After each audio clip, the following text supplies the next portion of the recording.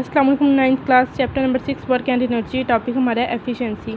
Efficiency को discuss करने से पहले हम वर्क डन को डिस्कस करेंगे, क्योंकि जब हम एफिशिएंसी किसी भी चीज़ की फाइंड आउट करनी होती है तो उससे पहले हम वर्क डन करवाते हैं, क्योंकि जब तक वर्क डन ना करवाएं तो हमारे पास एफिशिएंसी नहीं आ सकती। और वैसे भी जब कोई भी चीज़ होती है तो उस पर वर्क डन हो रहा होता है तभी हमारे पास आउटपुट आता है। वर्क डन में क्या होता है कि हम इलेक्ट्रिसिटी प्रोवाइड करते हैं, मीन इनपुट।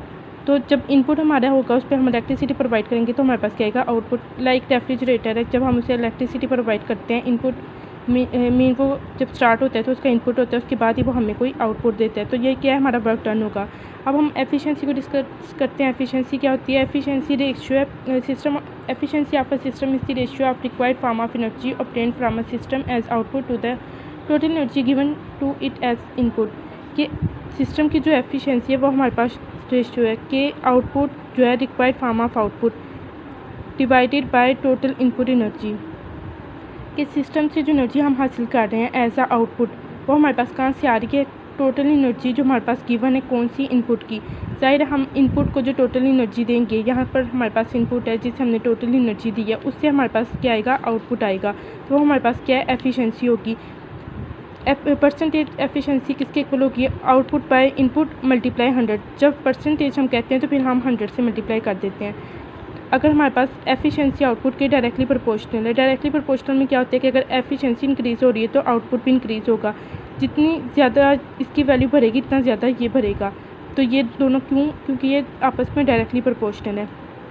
अब अगर हम इनपुट 100% दे रहे हैं तो ज़रूरी नहीं कि आउटपुट भी हमारे पास 100% आए, क्योंकि जैसे हमने लास्ट टॉपिक्स में डिस्कस किया था कि जब हम एनर्जी प्रोवाइड कर रहे थे तो हमारे पास क्या हो रहा था कि हाफ़ एनर्जी जो है वो यूज़ हो रही थी, मीन हमारे पास आउटपुट आ रहा था, जो हाफ़ एनर्जी है वो वेस्ट हो रही थी।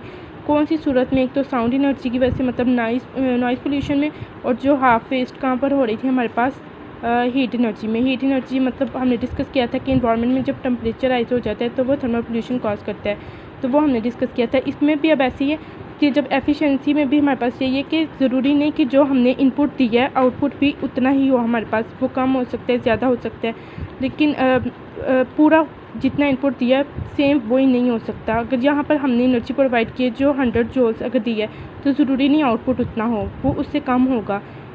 और जैसे अगर क्लास में टीचर भी स्टूडेंट्स को पढ़ाती है तो ज़रूरी तो नहीं कि जो टीचर हम स्टूडेंट्स को पढ़ा रही है तो सारे क्लास के स्टूडेंट्स पास हो जाएँ।